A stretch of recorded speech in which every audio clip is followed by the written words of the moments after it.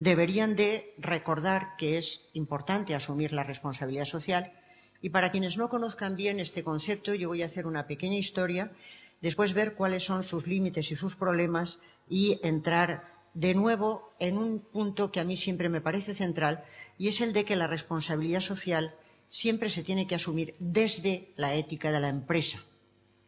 Voy a contar un poco la historia de la responsabilidad social y de la ética de la empresa, y creo que vamos a poder llegar a la conclusión de que si la responsabilidad social no se asume desde una ética de la empresa, va a quedar en algo absolutamente burocrático que no cambia las formas de vida de las empresas desde dentro, que no cambia la forma de vida de las organizaciones y que, por lo tanto, no es verdaderamente transformador. En principio, recuerdan que el concepto de responsabilidad social nace en los años 20 del siglo pasado y nace con la idea de que las empresas siempre gestionan de alguna manera recursos sociales y que toda organización que gestiona recursos sociales tiene que devolver algo a la sociedad por esos recursos.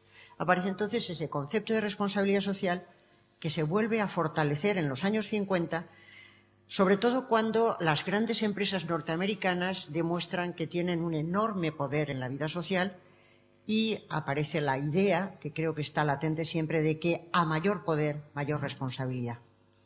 Si las organizaciones empresariales tienen un enorme poder, y más en una sociedad globalizada en la que las transnacionales tienen una enorme fuerza, a mayor poder, mayor responsabilidad, y el concepto de responsabilidad social se refuerza en los años 50.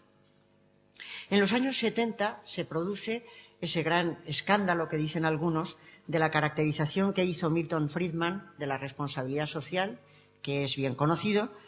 El economista Milton Friedman dice que la responsabilidad social de la empresa consiste en incrementar el valor para sus accionistas y que la empresa no tiene ninguna otra tarea más que la de incrementar el valor para sus accionistas. Con lo cual, todo lo que escape a ese tipo de responsabilidad no es en realidad responsabilidad de la empresa. Este concepto llevó una enorme discusión por parte de las gentes y en ese tiempo, vamos al otro lado de la novela, aparece la ética empresarial.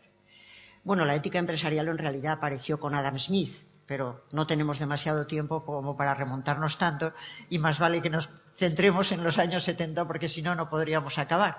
Pero bueno recordar que Adam Smith, que es el creador del liberalismo económico, no solo escribió La riqueza de las naciones, sino también la teoría de los sentimientos morales y que además era un filósofo moral, es decir, que estaba en este ámbito de las morals que incluye la economía, etcétera, porque pensaba que la economía tenía que estar al servicio del bien de las personas, es decir, de la felicidad, de la libertad.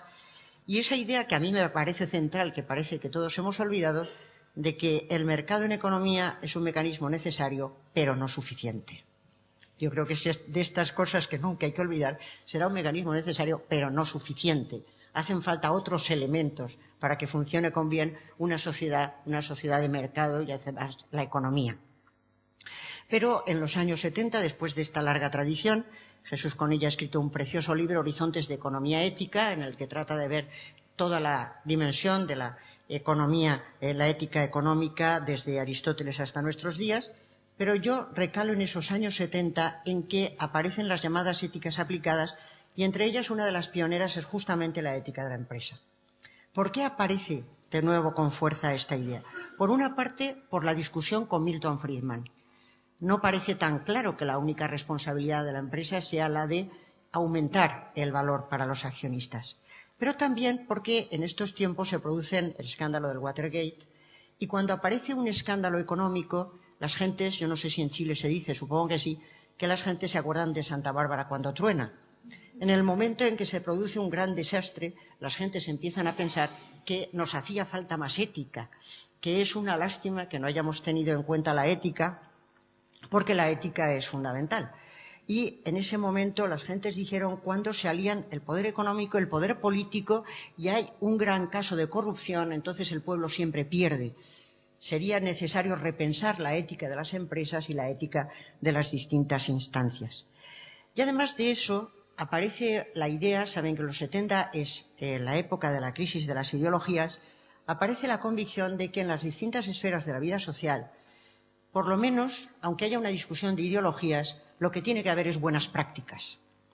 Tendría que haber buenas prácticas, sean cuales fueren las ideologías, en cada uno de los campos, y la ética de la empresa lo que se propone es tratar de determinar cuáles son las buenas prácticas en el mundo empresarial y que esas buenas prácticas tienen que extenderse.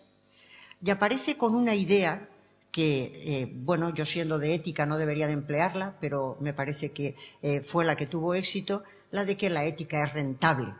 Parece que los éticos no tenemos que ocuparnos de la rentabilidad, sino que tenemos que entender que la virtud vale por sí misma, pero lo interesante de la ética empresarial fue la idea de que la virtud no solo vale por sí misma, sino que además es rentable.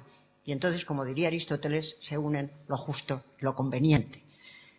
El mensaje de la ética empresarial es la ética es rentable, y lo es por muchas razones, porque ahorra costos de coordinación en el seno de la empresa, porque genera confianza en las clientes, etcétera, porque genera buena reputación, porque genera prestigio y porque es un factor de innovación. Cuando todos los productos se parecen, el hecho de que una empresa innove y tenga una posición ética es siempre una ventaja competitiva. Aparece un conjunto de elementos que hacen que la empresa, no solamente la ética de la empresa, resulte rentable.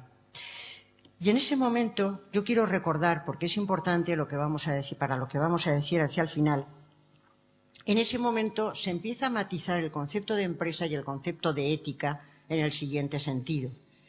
Se va entendiendo que las empresas no solamente son organizaciones que están encaminadas a generar la mayor cantidad de dinero posible, sino que las empresas necesitan su propia imagen, su propio valor simbólico, necesitan sus propias metáforas.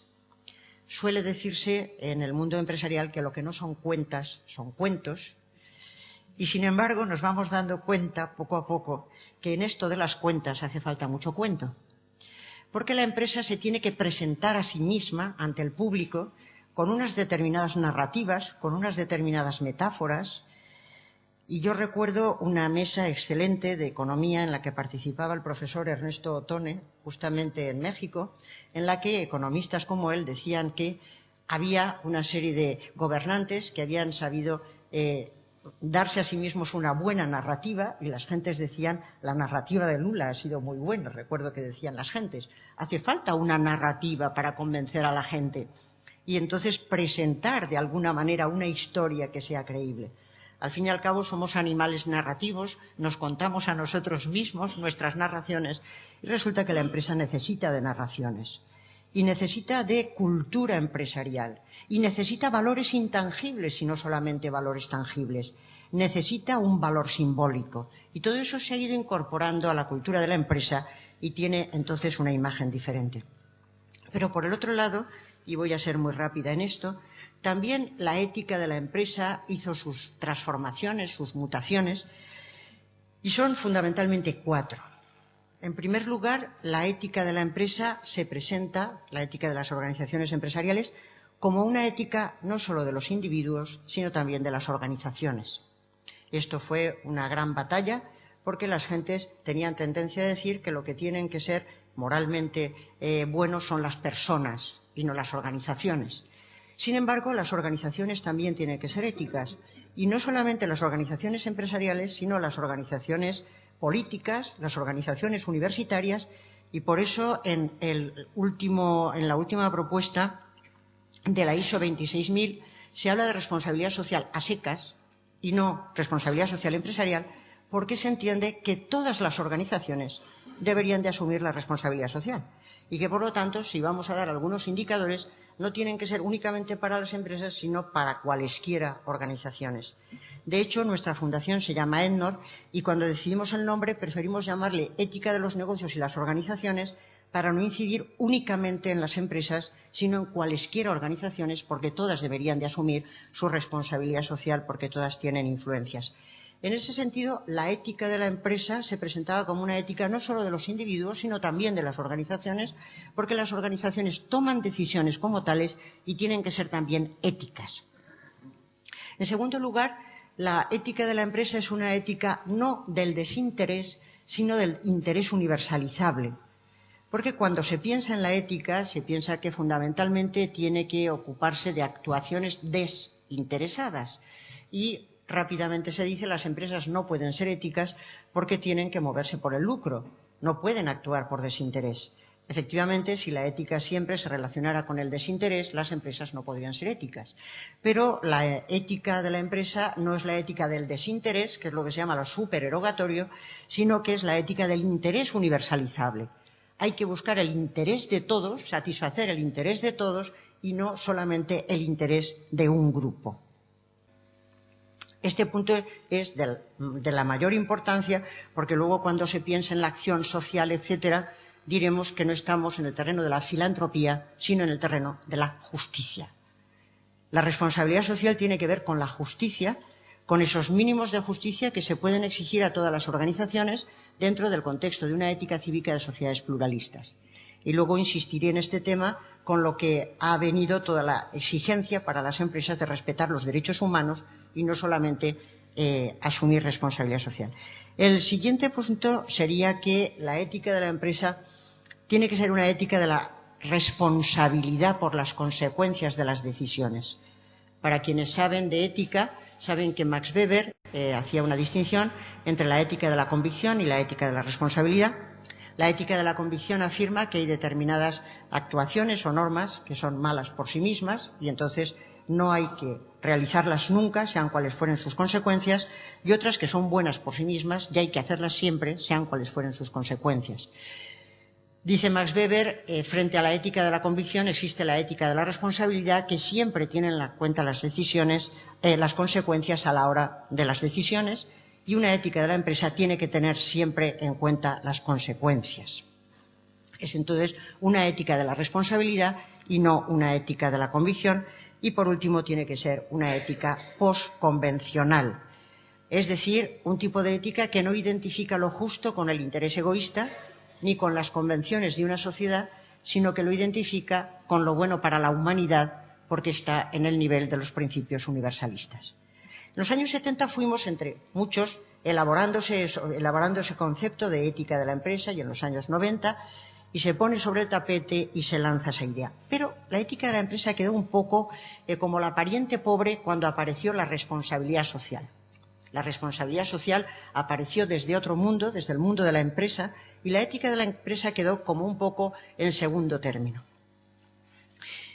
La responsabilidad social cobra ese protagonismo porque Freeman, que supongo que será conocido por muchos de los presentes, da esa famosa idea de empresa de que la empresa tiene que funcionar en beneficio de todos los stakeholders, es decir, de todos los grupos de interés. Y en ese momento es cuando aparece la idea de que los intereses divergentes de los distintos grupos de interés, si están bien gestionados, pueden generar juegos de suma positiva y no juegos de suma negativa. Esa es la gran idea. Si se pueden gestionar bien los intereses divergentes, entonces podemos generar juegos de suma positiva en los que todos ganan y no juegos de suma cero en lo que ganan unos lo pierden otros. En ese momento se entiende, y yo creo que eso es importante, que la responsabilidad, el incrementar el valor para el accionista hay que hacerlo inteligentemente y en vez de hacerlo directamente incrementando el valor para el accionista, hay que hacerlo a través del rodeo de favorecer los intereses de todos, satisfacer los intereses de todos, porque también entonces el accionista incrementa su valor, pero lo ha hecho buscando la complicidad con todos los stakeholders.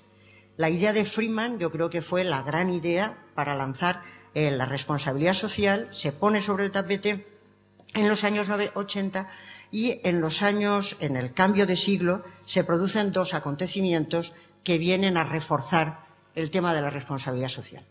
El primero de ellos es el lanzamiento del Global Compact, del Pacto Global, que el Pacto Mundial de las Naciones Unidas, que lanza Kofi Annan en el año 1999. Si recuerdan, es un pacto que va dirigido a las organizaciones empresariales, a las organizaciones cívicas, a organizaciones laborales, que se sumen a un pacto que es voluntario y que se refiere al respeto de 9 tipos de derechos. Hay 3 tipos de derechos, pero desglasados en 9. Luego se añade un 10º punto, anticorrupción. Con lo cual, Kofi Annan da a entender 2 puntos fundamentales. Leen el discurso que pronunció con ocasión de la presentación del Global Compact, da 2 claves. Primera dice elijamos poner la economía al servicio de nuestros valores. Primero, elijamos. Esto es una cuestión de elección. No tenemos que vivir la economía como si fuera un procedimiento fatal, un acontecimiento fatal, una especie de destino, esa ciencia que se enseña en las universidades a veces, en las facultades de economía, de que la economía es como algo fatal que no tiene nada que ver con los valores. Justamente lo que viene a decir Kofi Annan es: elijamos poner la economía al servicio de nuestros valores. La economía es también una cuestión de elección. Por favor, no me diga que es una ciencia estricta, que no tiene que introducir valoraciones porque eso es introducir subjetividades, sino dése cuenta de que la economía puede estar al servicio de los valores o puede estar justamente en contra de los valores. Esta es una cuestión de elección. Y en las facultades de economía habría que explicar muy bien que la economía puede decantarse en un sentido o en otro y que tiene todo que ver con los valores. Elijamos esto y, además, en segundo lugar, ¿quiénes tienen que ser los protagonistas de la globalización? No solamente los Estados, sino también las organizaciones empresariales y las organizaciones solidarias. Los protagonistas de la globalización no son únicamente los Estados, sino que aparecen nuevos protagonistas, y este es el mundo global. Por otra parte, en el año 2001, la Unión Europea presenta el Libro Verde sobre la responsabilidad social corporativa, que supongo que conocen muchos de los presentes, y lo que se propone la Unión Europea es caracterizar la responsabilidad social. La caracterización que da a mí me parece bastante razonable y que puede ser utilizable. Es la siguiente: se caracteriza la responsabilidad social como la integración voluntaria por parte de las empresas de las preocupaciones sociales y medioambientales en sus operaciones comerciales y en sus relaciones con sus interlocutores.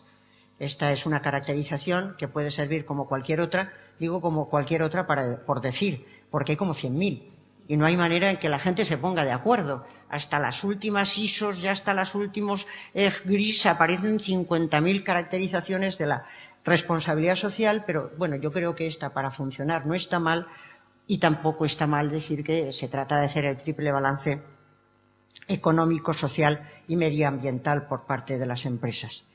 Pero lo que a mí me interesaba destacar del planteamiento de la Unión Europea es que la razón que se da en la relación con lo que decíamos antes de que la ética es rentable, es que lo que se propone la Unión Europea con la responsabilidad social es convertir a la economía basada en el conocimiento, es convertir a la economía europea, es decir, una economía basada en el conocimiento, en la más competitiva y dinámica del mundo, capaz de crecer económicamente de manera sostenible, con más y mejores fuerzas y con mayor cohesión social.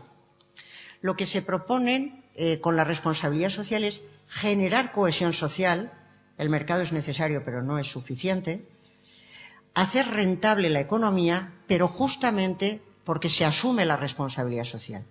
Y en una economía del conocimiento, en la que es clave la competencia de todos los que trabajan, la competencia de los que están implicados en el mundo empresarial, es decir, los recursos humanos, es clave la asunción de la responsabilidad social para tener una economía competitiva. Con todos estos aspectos, como saben, tenemos ya el cuadro de lo que va siendo la responsabilidad social en nuestros tiempos, y la cuestión que se plantea es la siguiente. ¿Hay alguna razón para que las empresas asuman su responsabilidad social? ¿Hay razones a favor de ello? Yo quería dar esta mañana 4, las da fundamentalmente José Ángel Moreno, pero las tomo de unos sitios y otros. Para asumir la responsabilidad social hay 4 razones, por lo menos. Una de ellas proviene de la presión de la sociedad civil, otra de ellas proviene de la presión de los mercados, otra proviene de la presión del poder político y la última viene de una situación enormemente cambiante. En primer lugar, la presión de la sociedad civil. Cada vez más la sociedad civil exige a las empresas que sean éticas. Y llegado aquí hay que hacer una pausa y decir lo siguiente. De vez en cuando algún periodista pregunta aquello de ¿qué piensa que va a pasar en el futuro? Pues no tiene que contestar, depende mucho de lo que hagamos. Evidentemente, se pregunta el futuro como si fuera algo en lo que no tenemos ninguna intervención. Bueno, pues depende mucho de lo que hagamos. Y la profecía que se cumple a sí misma sigue siendo algo muy interesante. Es importante que la sociedad civil presione y que los ciudadanos presionen, porque si cada vez hay una mayor presión, entonces efectivamente las empresas asumen la responsabilidad social. Pero si estamos esperando que las cosas acontezcan cruzados de brazos, pues efectivamente después no nos quejemos de qué es lo que pueda pasar. Cada vez hay una mayor presión de la sociedad civil y los ciudadanos, que cada vez están más exigentes con que las empresas asuman su responsabilidad. Pero lo que hay que hacer